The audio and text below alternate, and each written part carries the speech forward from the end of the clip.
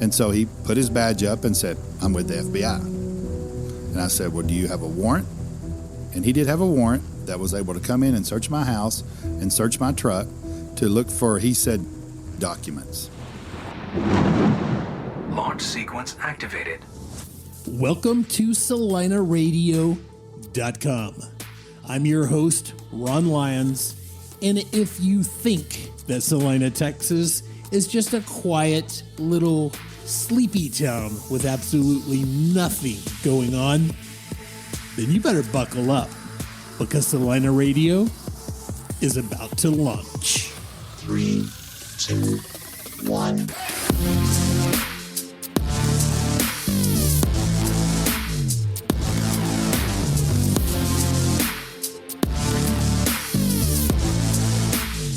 Hey guys, welcome to another episode of CelinaRadio.com. And that little intro there, well, that was my depiction of the story that's kicked around so much out there right now about the quote-unquote FBI raid at Sean Terry's house. And you've heard the stories, and it's always painted in this really, really dark and sinister way, like the FBI comes flying up, there's helicopters overhead, smoke grenades going off everywhere, it's raining and storming, and they come up and they kick in the door, yelling and screaming and take everybody down at gunpoint. Or at least that's what they would have you believe. But is that how it really happened? We're going to let Sean Terry tell you in his own words. We're going to talk about a lot of stuff. We're not just going to talk about the quote-unquote FBI raid. We're going to talk about Centurion American because, well, you know, he works for Centurion American, and Centurion American has to be this big, evil developer who wants to control all of Celina and get rich off of everyone else, right? And, you know, it doesn't even matter because Sean Terry, as the story goes, has to recuse himself all the time. So, I mean, he's not even really an effective mayor because of that. Oh, and by the way, he lives in a trailer, so he's not even qualified to be mayor. I tell you what, why don't you sit back and let him tell his side of the story.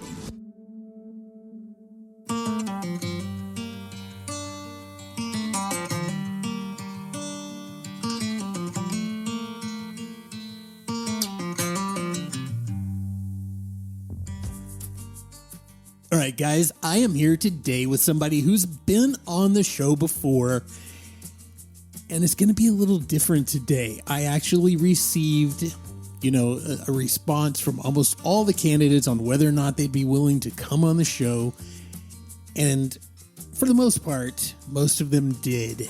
But I got a really unique and different response from today's guest in the sense that he said, not only do I want to come on your show, I want you to take me to task.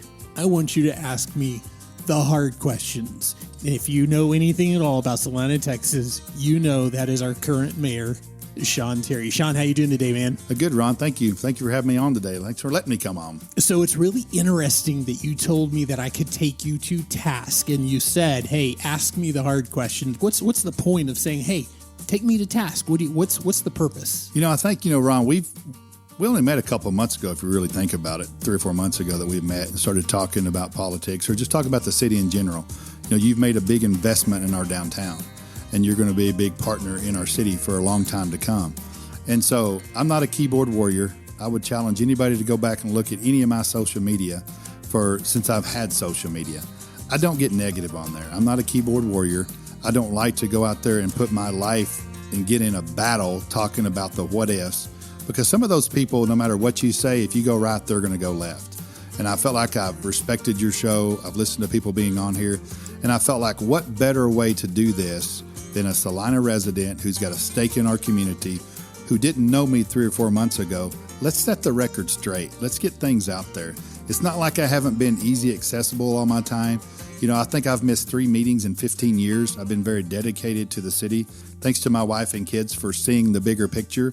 And my family, my parents for saying, teaching me to pay it forward. And if it wasn't me, who would it be? And trying to make a difference in people's lives but just really get out there and tell my side of the story on certain things to clear it up once and for all. So as of right now, in a continued effort of transparency, because people need to know that I am a supporter of yours now, they also need to know that I was not necessarily a supporter of yours, and then it's only through you agreeing to sit down with me that I came to the conclusions that I hold today when I actually started looking for myself, when I actually asked you the questions, when I saw you out in the community and heard you talking to people and started hearing stories about your involvement out there, what a volunteer you were as a fireman, and all the way through the years, the different things you've done, everything from giving someone financial support when they needed it, putting floors in someone's home because they're now unfortunately in a wheelchair and they can't, have carpet in their home, and doing so many different things. And we'll get into some of those things in a minute if you want to. But let me just tell you right now, I'm going to ask you questions about things like the FBI. Correct. That's a big topic out there. You don't know what I'm going to ask about that, but I am going to ask about that. I'm going to ask about your employer. Okay, you work for Centurion American. It's just a big thing in Celina right now because, you've got an opponent. There's a contingent of people out there who like to try and spin some of this stuff sometimes. And I say spin because I know the truth. Right. And so that stuff gets kind of spun a little bit, and you want to shed light on that. Correct. You want to tell the truth. Right. Okay, so I'm going to ask questions about that. And I'm going to ask a few other things about like recusal whenever some of the Centurion American things come to count. I mean, I've got a whole list of things. So if you see this piece of paper sitting in front of me right now, that's what this is. I'll tell you what we're not going to do today. Unfortunately, we're not going to have a lot of fun. I don't have a game. That's a typical... that's typical game. Yeah, like we did with Chief Cullison back then. Exactly, exactly. We're not going to do any of that stuff today because I think this stuff is too critical. This is too important. So let me first ask you this. You're running for mayor. And for people who don't know, how long have you been mayor right now? So before I answer that, I just want to make sure, I appreciate we're being on this, but I want to say anytime I've been asked this out in the public face-to-face, I've answered the questions. As you did for me. Yes, correct. And so this is going on record. So we have something, if they say, hey, they want to hear more about it in depth. When you get around a group of people, we've met with a lot of people the last 3 or 4 weeks, and you don't sometimes have time to really dive into it. And today, I want a reference point. If somebody asks, go back and listen. This is not something that I'm scared to talk about, that I'm worried to talk about, but I appreciate this outlet doing that. So I've been mayor the last 10 years in Celina. And before that, you were on city council. How long were you on city council? Roughly 4 years on city council before that. Okay, and one of my favorite stories is that you were a volunteer firefighter here back in the day. Tell me a little bit about that. Yeah, so when I moved from Texas A&M back to Celina, I grew up in this area, and I was a volunteer fireman in high school. Even for Gunner, when I graduated from Gunner, I was a volunteer fireman there. And so the best way I could see getting back involved in the community was join the volunteer fire department. Celina was under 5,000 people then. I think they had 13 or 14 people on the fire department. And so I felt like that was a way for me to serve my community, was to get on the volunteer fire department, because there was a lot of, we had a lot of open land then, a lot of grass fires, but just not a lot of people that were volunteering, and everybody had jobs outside the city. And so we were just luck of the draw who would be here to go on a call. Right. So I'm going to ask you a couple of different questions that are based on, I'm just going to hop straight into it. Okay, let's do it. The FBI raid. And I hate calling it a raid because it wasn't a raid. Okay, so there's spin number 1. Right. It was not that. You got to knock on the door. Yes. I got a phone call first, and then I looked at my Ring camera, and I didn't recognize who it was. And it was 2 people in jackets. And so I looked at my wife, and I said, hey, you need to call the police right now. I don't know who's here. Right. It could have been anybody. It could have been anybody, And so I get up and I walk to the door and open the door, and there's 2 gentlemen standing there. And they said, hey, we need to talk to you. And I said, who are you? I still didn't know who they were then. They said, well, we just need to come in and talk to you. And no identification yet. And I said, well, who are you? He says, we're the FBI. And I said, well, I need some proof of that. And so he put his badge up and said, I'm with the FBI. And I said, well, do you have a warrant? And he did have a warrant that was able to come in and search my house and search my truck to look for, he said, documents. Okay, so you don't know this is coming. You didn't have advance notice, other than apparently later you found out that the phone call was actually them calling. Correct. Okay. And correct me if I'm wrong on any of this, but so they come, they knock on the door, they've got a warrant, you know it's for documents. But up until this point, no idea. This is the first you've heard about anything FBI, whatever. So they come in, and what did they take? So they end up coming in, and they showed me the warrant, and I said, well, let me call an attorney. And so I did have access. I never had to use an attorney in my life, so this was all new to me. And so I called my attorney, and he said, read the warrant to me. And so I did, and he goes, okay, let them search what they want to search and comply with them. I said, okay. And so they came in, and they took some files that I had in a box that were for some documents that were basically for engineering designs for a fire station that we were looking at getting built in another city. And so then they asked for my cell phone. I gave them my cell phone. We sat right there while they downloaded my cell phone on their computer. And then they asked me where my company computer was. And I said, it's at my office. I don't take it out of the office. I said, would you like me to go with you to get it later? And they go, I don't know, we'll see. And so they walked around the house for 2 hours, probably, maybe 3. And then they left. And I said, what are you here for? I still don't know at this point. And they go, well, we didn't find what we were looking for, but we'll get back with you. And I said, but he said, but what? But now you have an attorney. We'll talk to your attorney. I said, fine. And so the next day, I don't really know what's going on. I went on to work like I normally would, talked to my attorney there. He's trying to get some answers from them. Obviously, they weren't saying anything. And so about 48 hours later, they called my attorney and said, okay, this is their exact words. We have egg on our face. We didn't really find what we were told would be there. And they said, okay, so is it done yet? And are you through with him? He goes, we're not saying that yet. And so... Okay, so let me just back up just a little bit. So they come in, they take your phone, they download your phone. Mm-hmm. They leave with any documents or no? They left with one box of documents that had just stuff related to my company. Okay. Nothing to do with the city.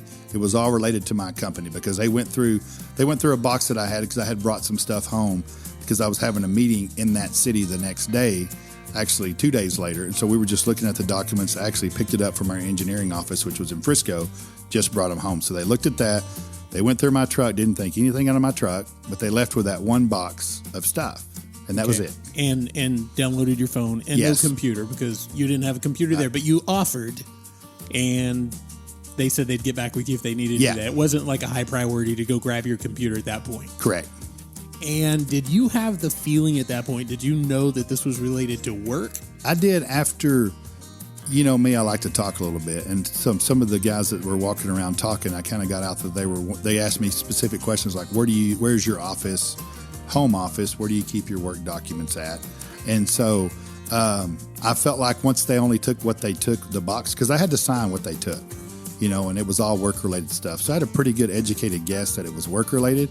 But at that point, there was a lot of things going on in the city that was some people out there making things up, that, things that were going on in the city. We were going through a termination of an employee, things were being said that weren't true. And so I felt good enough that it was about the company. Once I got to the office that afternoon and talked to my attorney, they at least acknowledged, yes, it was all about work-related stuff. So a certain amount of time, some days pass. Yes. And then the FBI, maybe a field agent, somebody, whoever, speaks to your attorney. Is that correct? Yes. And basically says, all right, we didn't find what we were looking for, but we're not willing to just walk away from this yet. But as of right now, nothing to it. Correct. Okay. Take me from there. So about 9 months went by, probably. Didn't hear a word. Working as usual, doing my regular stuff as usual. Still in the back of your mind, when that happens to you, you really don't know, because I barely ever had a speeding ticket. And so I'm still figuring out what's going on. And about 9 months later, maybe a year, somewhere in that 9 to 12 month time frame from the day it happened, my attorney called me and says, well, they didn't find what they were looking for. Again, he made the same statement. They have egg on their face. And I said, well, what were they looking for? And he goes, they still won't tell us, but it was documents that they said that you might have taken home. That was a pending lawsuit that we were in at our company, which I was not even involved in, had nothing to do with any of the project that I worked on. And so I said, so what do we do now? He goes, just keep business as usual. They haven't told us anything else. So that was about 9 months to 12 months after the initial time that I had contact with the FBI at my house. Okay. So at that point, it's going nowhere. No additional knocking on your door and none of that kind of stuff. No more searching your things. No arrest warrants. Nothing like that at all. They didn't call you down. Hey, come down here and put you under the spotlight and question you. None of that kind of stuff. No, and make it clear that warrant was never even an arrest warrant when they came. It was just to be able to look for certain documents. So, absolutely, and I've been in law enforcement. So you build what's called probable cause. You take an affidavit in front of a magistrate. He signs it and says, yes, you can go look for these things. Right. And there's a certain scope of what they're looking for. Right. Because they have some belief that there is, these documents or whatever the subject of the search is that could be found at this location. So they show up. Clearly, they didn't find what they were looking for, whatever it was. And from my understanding, what you're saying is that whatever it was they were looking for, you were at least clear that it didn't have anything to do with you directly. Correct. It was company related, and more specifically, things that you weren't even working on, not even like your projects or whatever. Am I correct in that? You're correct in saying that, yes. Okay. What happened after that? So then another year went by. So now you're thinking this is 2 years. I felt good. I didn't do anything wrong. So I knew in my mind. But all the things crazy going around the world when you see, the FBI going to council or to school board meetings and trying to harass parents there that were speaking against things that they didn't believe they should be speaking against. And in all fairness, what you're talking about is the FBI has been somewhat weaponized now. Right. It's not the FBI of old, and I'm not disparaging them in any way. I've got some friends, they're great FBI agents. Right. And that sort of thing, but even they will tell you that it's not the old FBI. It's largely become, it's just a different environment. Yeah, and I'm not here to bash them. They have a job to do. I think there's levels of problems in every organization. I think they have a job to do, and there's some that do it good and some that don't do it good. But about a year from that date, when I talked to my attorney that time, he called me about a year later, and he says, okay, the documents they said they were looking for, they feel like were manufactured by two people that had been trying to take our company down for a while. Okay, so this so basically looks like it's some sort of like a vendetta, or they created this false whatever it is that led the FBI to look for something that basically didn't exist. Correct, exactly. And he said the case has been closed on you. There was never nothing there since the day they left your house. But they made a commitment that they would investigate the false claims, and I may hear from them again just to tell me what they found. I think they were worried that I may try to go sue the FBI or do something like that, and that's not my character. Yeah, was it a horrible 6 months not really knowing, even though they told me 48 hours later that it wasn't there? It really was more a personal vendetta between the people that wanted to take our company down. And when you say our company, you're talking about Centurion American, yes. Okay, so Centurion American, a name that will come up again in this interview, right. Just so you know. Yeah. Because it's related to everything going on in Celina right now. But so this was basically something where someone had provided some sort of a basis that the FBI decided they want to act on in pursuit of some documents that on cases that were projects that truly had nothing to do with you. They came to your home because there was maybe a rumor or evidence that you may have brought these documents home, and turns out you didn't have them. You were never the subject of the investigation. They were projects that you didn't have anything to do with, and so this whole thing drew out for some time, and at the end of it, basically, you're fully exonerated. Correct, 100%. You can say it right now in front of me and say, I am fully exonerated. 100%. And you wouldn't be running for mayor right now. This is a big guess. But if you had any fear whatsoever that you were going to bring some shame or something like that to the city because there's still something pending out there or you're not sure about it, would you be running right now? Absolutely not. If I had any chance to think that I did something wrong in the first place, which I didn't, but there would be no way that I would even put myself out there to bring any negativity to the city of Celina. I've been involved in this city for 25 years. I've been honorable about what I've done with this city. And first of all, if I thought any way possible at all, I wouldn't even be on here talking about it, because I would have gone off in the sunset being a 15-year elected official that had won every campaign I've ever been in, and I would have moved on and went on the sunset, so to speak.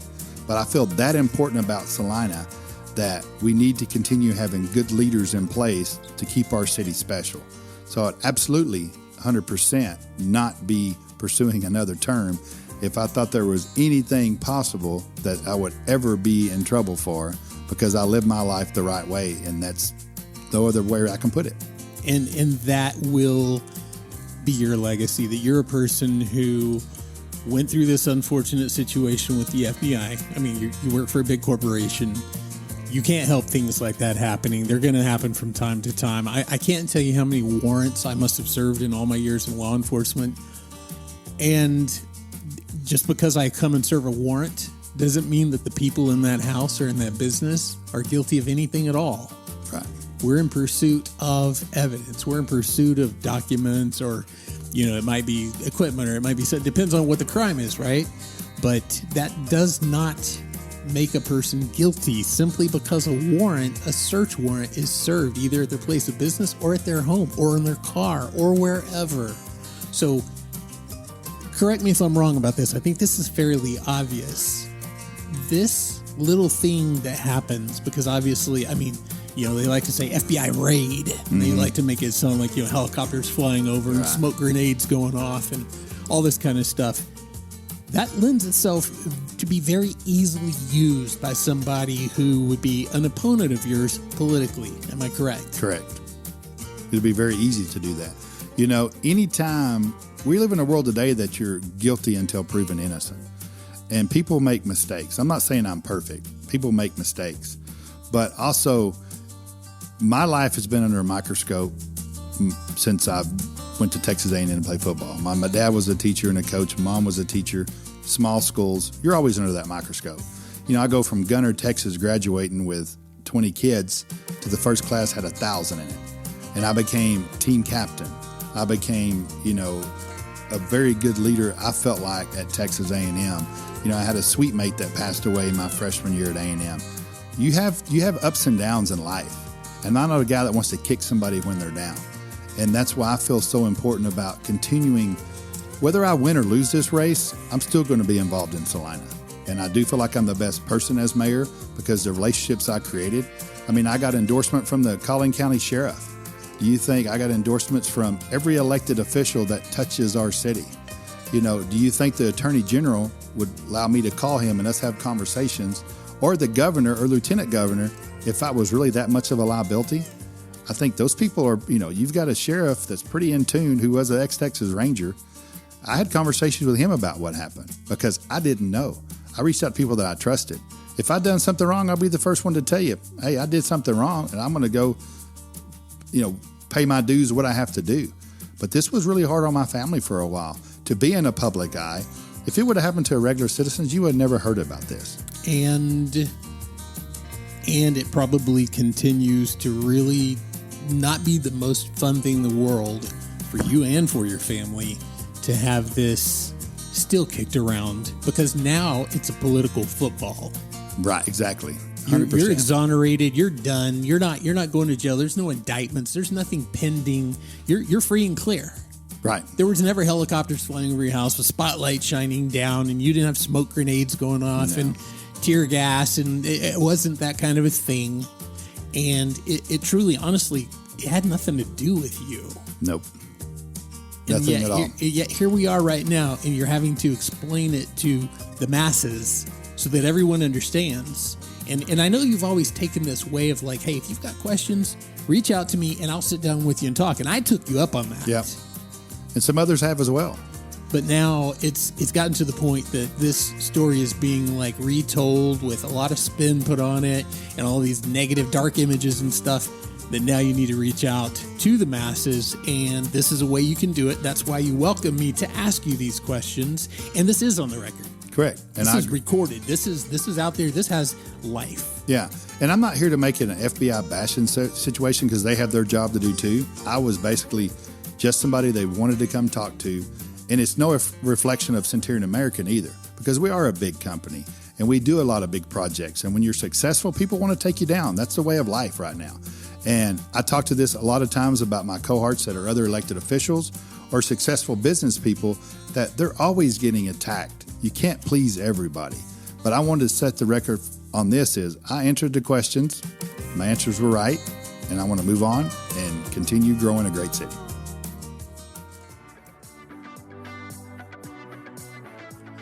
Guys, what do you think about the episode so far? Personally, I think it's fantastic that Mayor Sean Terry is willing to share his side of the story. And there's always two sides to the story, right? And let me tell you a little bit about my own personal journey and how I got to where I'm at today. I started off on the fence, and I was on the fence because I had two different things going on. I had a lot of people in my ear saying, oh, Sean Terry, bad Sean, King Sean, he's on the take. He works for Centurion America. He's trying to buy all of Celina and wheel and deal and do all of this stuff. And then the FBI thing, of course. And oh my God, the FBI raided him. He'll be arrested any day, all this kind of stuff. And then all this stuff about, oh, well, he has to recuse himself all the time. He's really not even an effective mayor because he's constantly recusing himself. And I heard all that, but at the same time, I've got common sense. And I think, you know what? It's under his leadership that this city has become one of the fastest growing cities in the country. So how is it that we're accomplishing all of this great stuff, but he's such a bad guy? And so if you know me, you know I'm willing to sit down with you and just hammer out some really tough stuff. I just can't help myself. It's the cop in me. It's who I am. So I sat down with Sean Terry and I asked him straight up, very, very, very clearly. I had very direct questions. And guess what? I walked into the meeting on the fence. I walked out of the meeting being a Sean Terry fan. And so here we are today. All of these stories have been kicked around a lot. They're really vicious. They're getting better and better as time goes on. They get more and more aggressive. But you know what? You deserve the right to listen to the man himself. It's hard to find time to call someone, sit down, and do exactly what I did, and I understand that. So we're doing it right here today on Celina Radio. We've got a little more to cover. So go refill your drink, get you something nice, find a comfortable spot, and let's get back to talking to Sean Terry. Let's talk about your employer. So Centurion American, tell me what is, for people who don't know, what does Centurion American do? So Centurion American, we are a custom home builders. We're a developer. We own hotels. We own restaurants. We're kind of into all kinds of real estate deals. I would call us a real estate company. We have over 350, 400 developments going on today throughout North Texas, some in Austin, few in Houston, San Antonio, but basically North Texas. We have about 25 restaurants that we run. We have one hotel, the Statler Hotel that we own today. We're renovating the Cabana Hotel. You know, a couple iconic things I'm working on right now is the Collin Creek Mall, which was in Plano forever. We're bringing that back to life. South Fork Ranch, where they shot Dallas. We're working on that. Then the Mesquite Rodeo, which is a really cool thing, iconic deal in Mesquite. That's one of the things that I'm really working on hard right now is the Mesquite Rodeo. We've got a lot of development going on out there. And so Centurion American is the largest developer in the state of Texas and maybe the country. Put it in perspective, our closest competition will do 1,000 lots this year. We'll put over 7,000 lots on the ground this year in North Texas. Okay, so it's impressive. It's a big company. Yes, sir. Okay, and let me tell you what the optics are on this, okay? The optics on this are the people who are out there telling the story about Centurion America and Sean Terry, and they have all these derogatory terms. They love to, I'm sure you've heard them all. Yep, I have.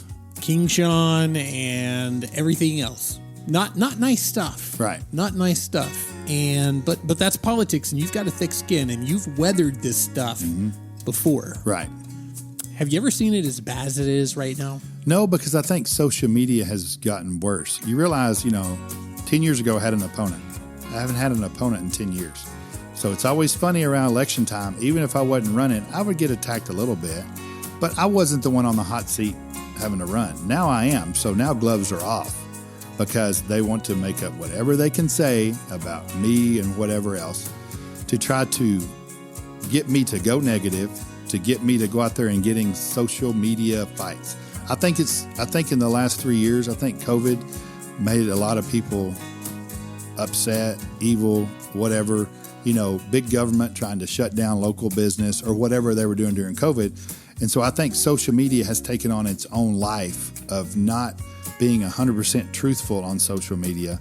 And I think the attacks are worse because it's a lot easier for somebody to sit behind a computer and type out that what they say instead of sit down and having a conversation face to face. So let me tell you what that optic that is out there. And I find it hilarious. And I think anybody that knows anything at all about how local government works is going to already know the reality of this is nothing like the way that it's, suggested out there. And that is that basically you work for Centurion America and you're out there wheeling and dealing and doing deals for Celina and probably pocketing some of the money yourself and getting really wealthy. And it's you out there on behalf of Celina, but wink, wink, you work for Centurion America doing these deals. Basically, you've got both sides of the deal. Is that the case? Absolutely false. My job at Centurion American is I have job-specific projects that I work on. We have so many projects. Most of mine have been more of the high-profile projects because I have great relationships throughout North Texas. I spend a lot of time in the city of Dallas working on our Jackson Street project or the Statler, big, iconic projects like Collin Creek Mall. I was very involved in that in Plano. The Mesquite Rodeo, like I mentioned a while ago, got thrown into the Cabana Hotel recently to try to help with some things on that. And so if you understood how government worked, and I wish more people would come to council meetings and really see how it works. When a project starts, and going back to Centurion American, I don't go out and find the land. I don't go out and buy the land. I don't put the financial structure together. I do, on my projects, do the entitlement side of it, which means I do work with cities that go out and meet with, whether they're mayors, whether they're city managers or city staff, to get the approval process done through that process. Anything in Celina is probably about 3 to 5% of our total business, maybe not that much. So, okay, hold on. I want to understand that again. What roughly what percent? So I would guess 3 to 5%. I mean, we've got over 400 projects, and we have 8 in Celina. So do the math. What would you say? 3 to 5%? Yeah. It's a very, very low percentage. Yeah. So everybody that likes to spin your story likes to make it sound like Centurion American basically owns Celina. Right. Yeah. And Centurion American started doing work in Celina 30 years ago. Their first deal was Carter Ranch. Back before, I met Murdad when I was 17 years old. It's not like I just didn't know Murdad Moyetti. Murdad, who is Murdad Moyetti is our president and CEO, the owner of Centurion American. Okay. He started it from the ground floor. He started out as a landscaper and turned it into a $1 billion company. And so he invested in Celina 30 years ago because he had met with leadership here. He knew Celina at some day was going to be the place to be. And so he came out and started Carter Ranch roughly 30 years ago. So you're not actually out there wheeling and dealing yourself. You're not like buying deals for the city and like negotiating them down and then taking that money to the bank, running to the bank with a check and, skimming a little off the top for yourself and putting it in your pocket. That would indicate that there's no city staff involved, that there's no planning and zoning, that there's no anything else, no one else involved, that there's no actual council involved in these decisions, and that it's just, as they like to say, King Terry out there wheeling and dealing. Exactly right. I don't do that wheeling and dealing. Even on projects that's not in Celina, I don't go out there and negotiate property deals. There's so many brokers in North Texas, they bring deals to Murdad. Murdad Moyetti is the one and only person that says yes or no to a deal. Then we have a finance team with our CFO that puts the deal structure together, whether they're getting loans from the banks or they're using Murdad's money to go buy that development. Then once that gets purchased and done, then it gets turned over to a project manager. I get involved when it's in other cities to be able to help with some of the entitlements, whether it's zoning. A lot of times we buy property that already has zoning on it. We have a real niche to finding properties that need a lot of infrastructure improvements because we're very good with our contacts of being able to find ways to have water and sewer to projects that may be on the outlying areas of cities or maybe some blight areas that, maybe have some environmental issues that we can go in there and clean up, maybe fix it up to make it nice for the city. that would be a Blythe area originally. But absolutely not am I involved in any of the negotiations on the price of the land, what they're buying the land for, or their financial structure. And so when you come to, let's say Celina, for example, and you come and a developer or a business owner buys a piece of property, they start out meeting with staff first. They look at what our ordinances are, what our state legislator puts certain things in place, that how buildings have to be built, what the zoning process is. Then we have a comprehensive plan that we redo every 3 to 5 years that has members of the city, citizens of the city, that get together and say, how do you want your multifamily? Where do you want your single family?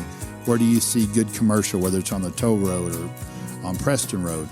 And so that starts out, so when they come into a city and they sit down with staff, they go through all these check boxes. And typically, we have consultants on our side and staff, and the developer or business owner has their attorney, their engineers, or whatever.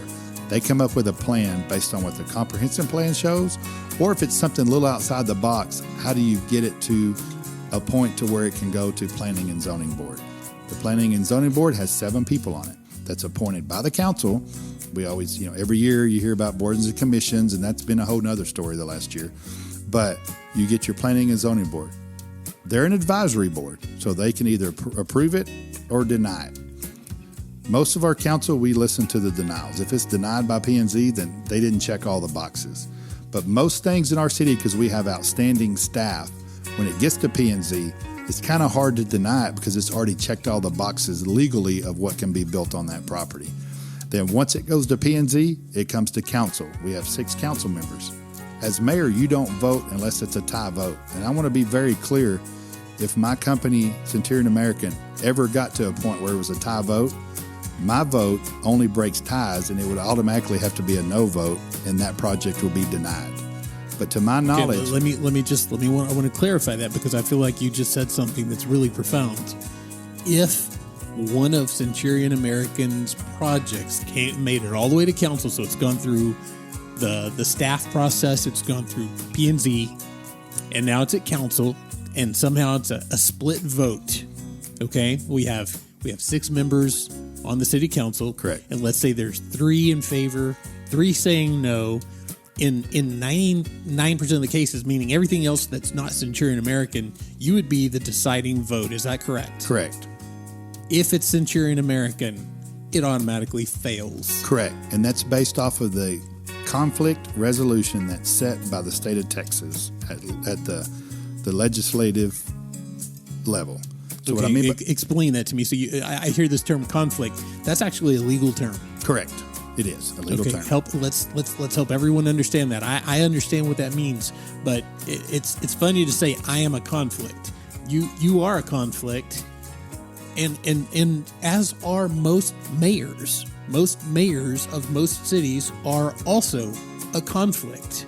Am I correct about that? There's a lot of mayors and council members in certain cities, in certain areas, that are a conflict from time to time. And again, when we say conflict, the legal definition, conflict, it's already established. The protocols are already established for how you handle situations when you're involved in some way with whatever is in front of the council, on how that's handled. Correct. The resolution, if you will, to the conflict. And in your case, the conflict would be that you work for Centurion American. So if, and I say if, assuming that this has not happened yet, has this ever happened? Have you had a Centurion American case come to council where there was a split vote and you had to... Never. It has never happened in any of the projects we've had that they've always been unanimous, or it's never been a position to where a tie vote happened and I would have to be a no vote that would kill the deal. All the projects that's ever been brought forth by Centurion American has always been approved, and without me having to be that tie vote that would have killed the deal. So that tells me the projects that he's brought to the city has been liked by P&Z, has been liked by past councils for the past 30 years that have approved those projects. Okay. All right. So, but if one ever did, if moving forward, you're reelected mayor and this situation comes up, it's going to die right there. 100%. If it's a tie vote, it dies. And so much so, you have a conflict, You have a resolution. I have to sign an affidavit once a year what my conflict is. And because I already know I'm only conflicted for Centurion American projects. And so I sign an affidavit that's done by the Attorney General's office that I sign saying I'm conflicted, because conflict is based on how much money that you would benefit off of that conflict. And so some people may work for a company, but say they're a consultant and they only get 5% of their money from that project. They're technically by definition not a conflict. Okay, so if you only made, do you know what that percentage is? Well, it's based off of your total income brought in. So it gets confusing. So if you may, if 25% or more of your income comes from that conflict, then you have to be conflicted out. Gotcha. Total amount you make. So for me, I've got one employer. I work for Centurion American. So I'm conflicted if I make $5,000 or $100,000. It doesn't matter. I'm conflicted out. And so you have to have that resolution that's signed that we keep on file every year. And so even in the recusal process, I could just raise my hand and say I'm conflicted, and I could sit in that room and listen to the deliberations. But you don't do that. But I take it a step further because I want to get out of there and show that, hey, I am a conflict. I step out of that room, let the vote happen, and they come back and get me. But you think about all the projects we have going on in Celina, I have to recuse myself very minimal.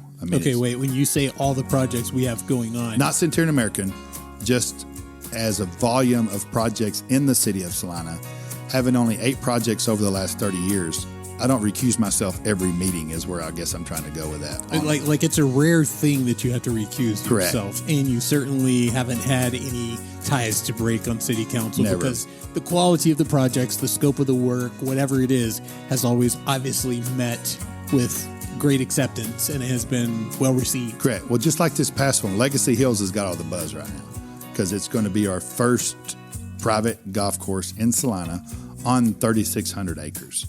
And so that was originally owned by Dynavest back in the day, and it was a mud district. We worked really hard as a city to get that brought into the city. But I can tell you that's going to create over $2 billion in property tax for our city. That was voted on unanimously last year by our council. And I know we had 1 or 2 new members on there today, but I can tell you that is a project. It got Project of the Year for North Texas for Dallas Business Journal. And that was very much brought a great spotlight to our city. That's going to be a very cool project that has some it's got a fire station site. It's got school sites in it. It's going to have some retail, commercial. But that's the one been getting the buzz lately because it's such a big number that it's going to create right on the toll road. Well, okay, so to go back over it, you're not out wheeling and dealing. You're not saying, hey, I want this company to come to Celina or hey, we're going to build my own company's project over here, and you're signing on the dotted line and you're making it happen. There's actually an entire process for anyone, any business, your business, Centurion American, any business that wants to come here and do a development or bring their business here. They've got to go through steps. They've got to go through staff, planning and zoning, and then it's got to go in front of council. So it's not King Sean, as they say out there, doing the deals. It's an entire staff. It's a P&Z board, and it's a city council making these decisions. And let me just ask you this, and I have no idea what way this is. I don't know if we've ever talked about this, but are you allowed to work? Like, does your employer allow you to work on Centurion American projects in Celina or no? Absolutely not. Okay, so you're not even allowed by your employer. Absolutely not. I don't even sit on any meetings when they have internally. I've got enough on my plate with the other projects that we have different groups of project managers that are assigned to certain projects, and that's the team that works on projects. I'm not allowed to work on a project from Centurion American in Celina, and we don't discuss any projects. And, as mayor, I wanted to stick my chest out and be so proud of Legacy Hills because that deal is a huge deal for our city. But me recusing myself from that project because it was a Centurion American project, the mayor pro tem and the rest of the council gets to celebrate that victory, which they should. They're the ones that got it done there. But I do not even allowed to even discuss anything with Centurion American projects in Celina. So oddly, it's almost quite the opposite. And I find this kind of humorous that the spin out there is that you're out here wheeling and dealing and doing all this stuff. The reality is, not only do you not get to really play an active role in it in the city of Celina, basically, your own employer doesn't allow you on that side, on your company side. You don't even get to participate in it like that. Not at all. No discussions about it whatsoever. And it's kind of funny. I get asked about them sometimes about that project from citizens. And honestly, I don't know.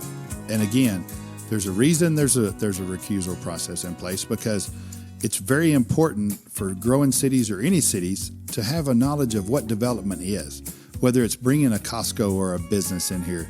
And so I feel very fortunate and lucky that I work for such a large developer that I get that experience in other cities, and I can really understand what staff do we need to make sure that we're getting the best development possible. And I think that's where my benefit comes in as being mayor, is understanding other cities' mistakes, because I sit in more council meetings than anybody else in our city. I mean, I go to council meetings in Mesquite, Dallas, Forney. So I see, to me, how it runs good and how it runs bad. And I can promise you, I challenge anybody listening, look up local mayors around here or local council members and what their employments are. Most of them you're going to see are real estate developers. You're going to see them as developers or home builders. You're going to see them as real estate agents. Your successful cities around here, you're going to see that they have a combination of, you're going to see bankers in there because of the financial side of it and stuff.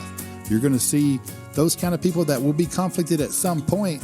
It's hard to, if you're in that business and you're a fast growing city and you have 80 square miles to develop, every council member most of the time is going to have an opportunity to be a conflict.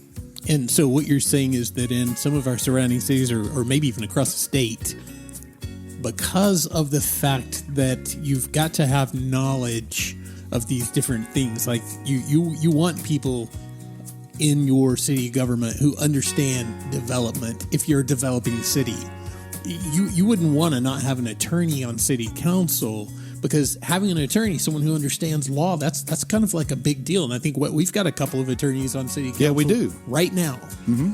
But it's possible that at some point, one of those attorneys would be the legal definition of a conflict and would have to recuse themselves. And that happens in almost every city at some point, or in some cities, maybe even more often, because I know, I'm just going to name some, I'm not saying these are conflicts because I don't know, but Jeff Cheney in Frisco. Correct. A real estate person. Lots and lots of real estate stuff going on in Frisco. What about McKinney? What does the mayor of McKinney do? So George Fuller's a great guy, a great mayor over there, and he owns a development company and a home building company. So he's Adriatica. If you've been there, it's an awesome place. That was his development that he did. He steps out when he's got a conflict, he steps out. And so we look at it as a negative, like, and again, I love, when you say King Terrier, those phrases that I get, that I control everything. And actually, you don't control anything. Your job as mayor is to be able to run meetings. Your job as mayor is when you have a natural disaster or you have emergency situations, that you can step in and call the governor or call your local officials that you need from a county judge to be able to make those decisions to keep our citizens safe. I took it a step further and got my NIMS, National Incident Management System training. I have that under my belt. I've worked head-on train crashes before. I've worked some hurricanes. And just for the record, you've worked a pandemic. Yes, we did work a pandemic. And you handle that. One of the things that I have to say that almost everyone, whether or not they buy into the spin and the King Sean and they think you're out there wheeling and dealing and skimming off the top and getting rich, whether they're that side or whether they're people who actually know you and have learned the truth, everyone, and I say this and I hope you understand this, respects how you handled COVID, the pandemic, for this city. So thank you for that. I appreciate that. And that was a tough time for us all. And I think it should have hit home that local government affects your life more than any other government. And you have to have the right people in place that aren't scared of when danger's looking you in the eye, the unknowns, that you're going to be the confident one that's going to find creative ways to keep people together. All right, so one thing that I want to ask you about that keeps coming up out there right now, just drives me insane because there's like two ways to win in almost anything, right? You can win on a technicality or you can win fair and square, the way that it's meant to be done.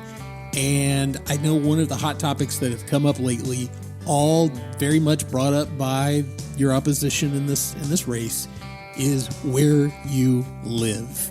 Okay, so can we get into that a little bit? Absolutely. Okay, so as of right now, from what I understand, and this is all out there on social media, you live in a trailer. Correct. Is that trailer in the city limits, city of Celina? Absolutely. Are you legal to vote based on that address in the city of Celina? Absolutely. I have my registered voter's card for that address. And you're welcome to go to Collin County Elections and put my birthday in there, April 11th, 1972, with my name. And it'll show you that I'm a registered voter at that address off County Road 58 in my little trailer. Okay. Some people say down by the river, but there's no river there. Right. Okay, so you live there. And if you don't mind me asking, do you own the trailer or are you renting it? I rent the trailer. What do you pay in rent? $1,500 a month. $1,500 a month. Yeah. In a trailer. And why do you live in the trailer right now? Because I know you had a home. Yep. And I believe you're building a home, but I'll let you tell that. Yeah, so, we sat down. My kids both went to college. We were living at DC Ranch, and we had decided that we wanted to downsize a little bit. But then when the golf course deal became a reality, once council approved it, and it was really got a lot of buzz, we're like, you know what? We've always wanted to live on a golf course. And we knew that would never be an option for us, we didn't think, because Celina didn't have a golf course. And as you know, Centurion American owns the Bridges in Gunner, and we like it up there. And so we had the opportunity to sell our house at the height of the market. We're empty nesters. And so Centurion American had some trailers that were out on the property. And so we're like, why don't we just rent that and live out there on the property? We're probably 8 months away before we can actually build our house, because obviously they're putting in infrastructure today. And as you know, it was hard to find a rental place in Celina at that time. So we're just like, me and my wife sat down as a family and said, you know what? We can suffer through this. And it's really not that bad. It's kind of got us closer again together when you're living in a little trailer. But I am no different than anybody that rents a house in Celina. The taxes are paid by the rentor, which happens to be Centurion American. People that rent or live in Centurion American projects, they're no different than I am. I'm living on a piece of property. They are temporary trailers by definition, so they have to be moved once that development has so many houses in there. But that's not going to be a problem. We're going to get our house built in 8 or 9 months. I owned a house in Celina for about 23 and a half years, 24 years. I think we've been out there for roughly almost a year. And so, yeah, we'll be excited to get a house built because I'm excited about how that development's going to be. But the bottom line is we rent a house. We're not like any different than any other renters. It's in the city of Celina. I've never lost my residency in Celina. I moved from one place to the other. It's an opportunity, in my opinion, to try and look for a technicality, because, wouldn't it be great if you're an opponent of somebody and you could go out there and say, aha, look, my opponent doesn't actually live. No. That may be how some people work, but that's not the way it's meant to work. Everybody knows you're critically invested in this city, and you're building a home now. You're living in a trailer. Let me just ask you this. How awesome is the trailer? Is it like, it's $1,500 a month. I'm not trying to... It's not worth the $1,500 a month, I'll tell you, but I wasn't getting no deal on that.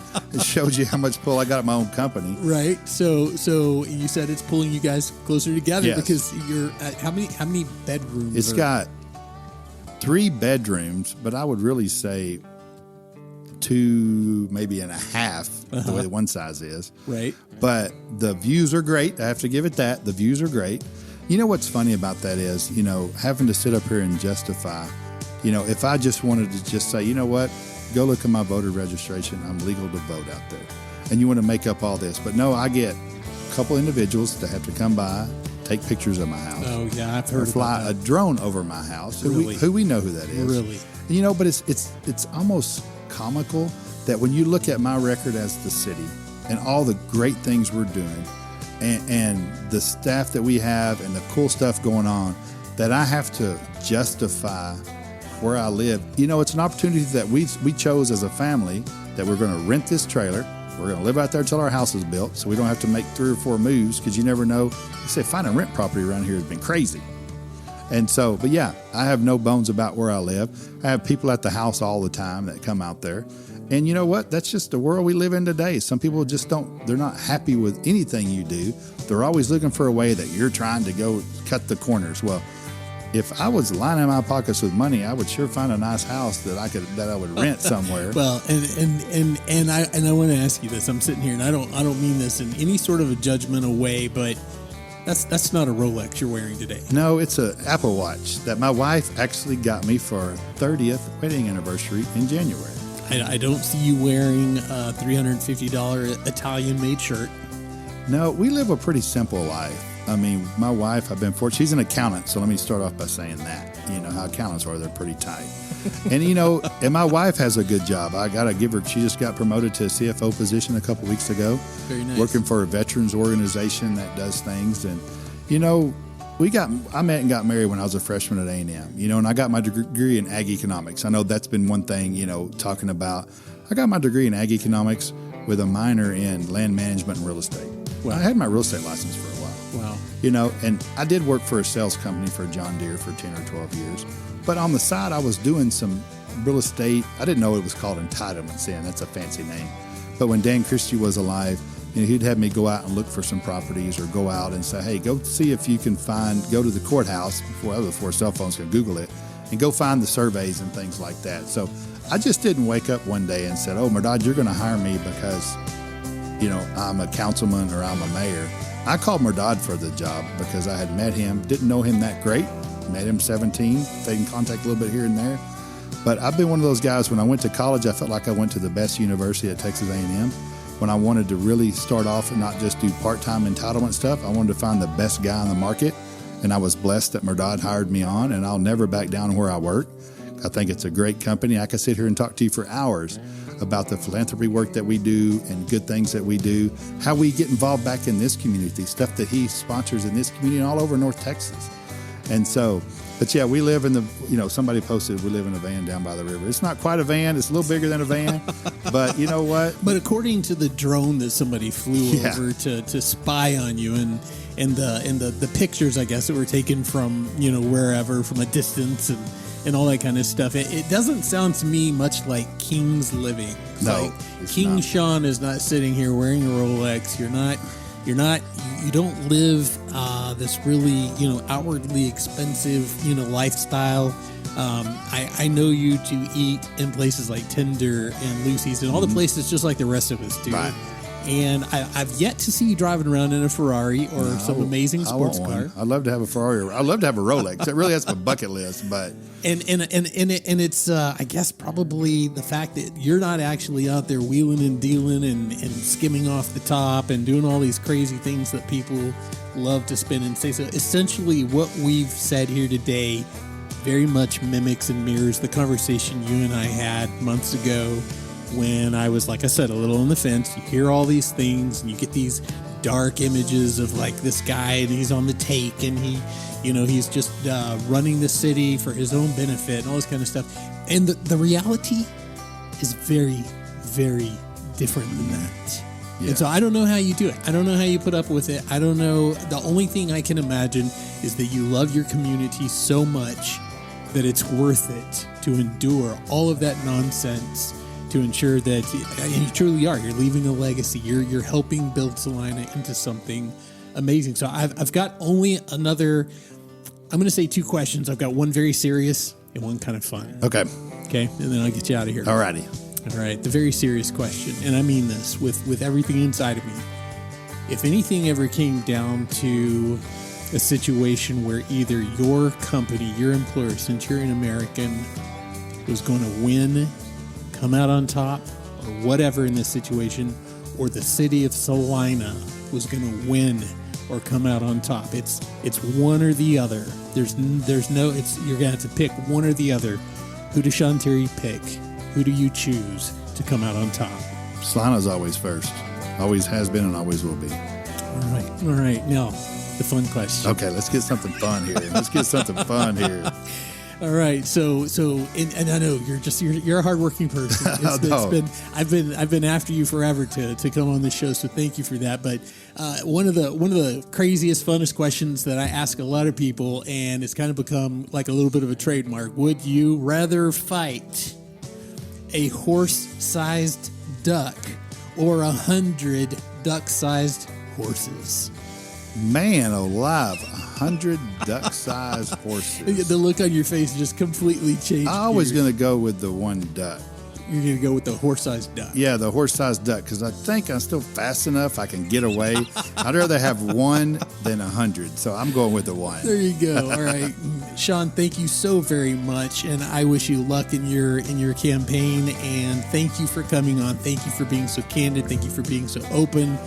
And I'm sure you still welcome anyone who wants to. Anyone that might have a question that we didn't cover today, something I didn't ask, they can reach out to you.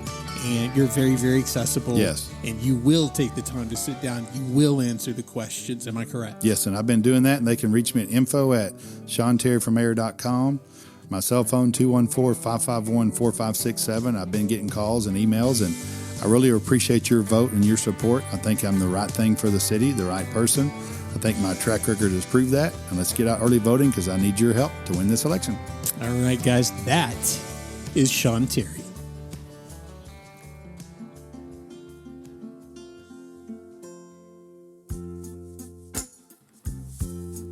Well, there you go, guys. Sean Terry, in his own words. Like I said, I think it's only fair that you give him the chance to tell his side of the story.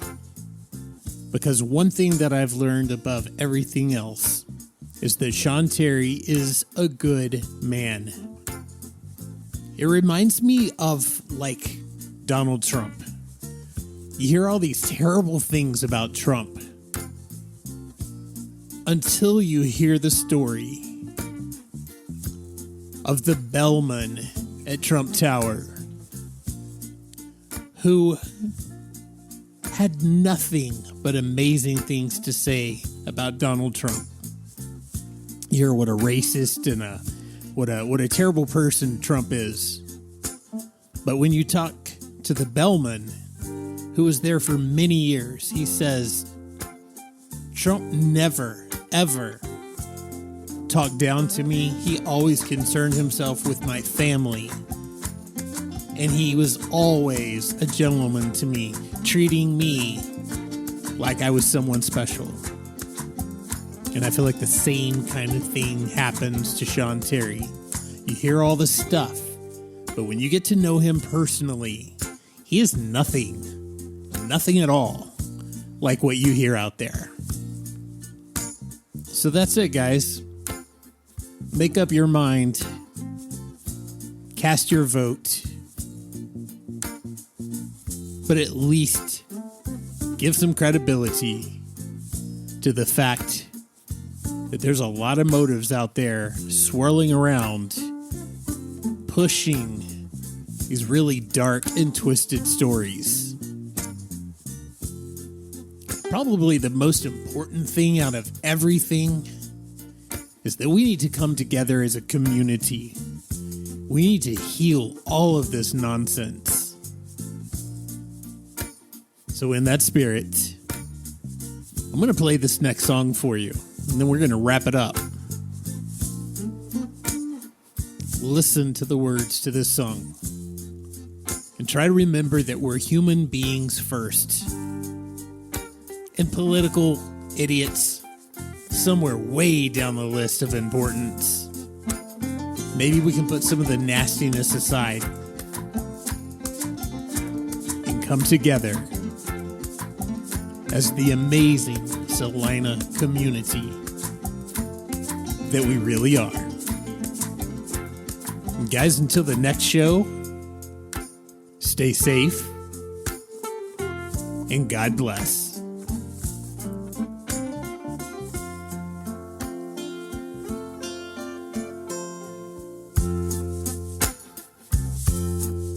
Last night, I had a dream of us coming together. Last night, in my dream, I saw unity.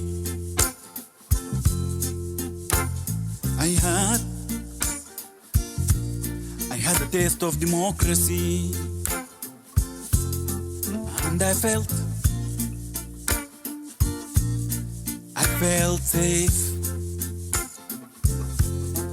East to the west and south to the north, people were living in peace, seeing the eyes of justice everywhere. Every land was thriving with love and prosperity. And I woke up asking myself, I woke up asking myself, why can't we achieve a sustainable peace? Why can't we have a sustainable future? Why can't we achieve a sustainable peace? Why can't we have a sustainable future? Why can't we?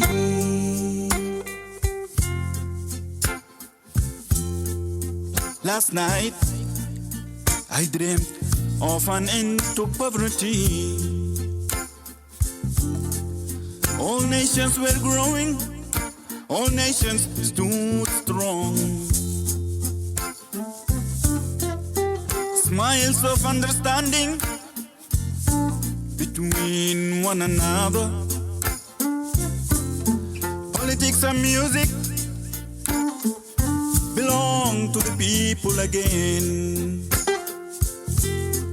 Equal rights spread amongst all shapes and colors.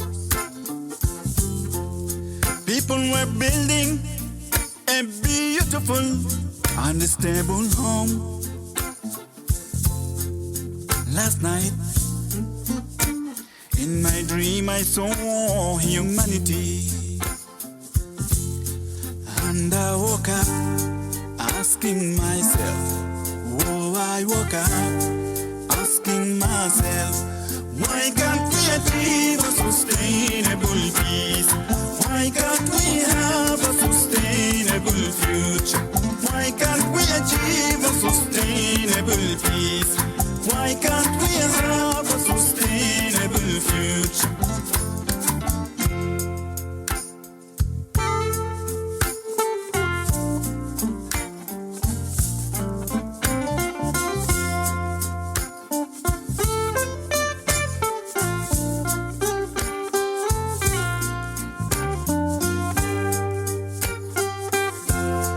Why can't we achieve a sustainable peace? Why can't we have a sustainable future?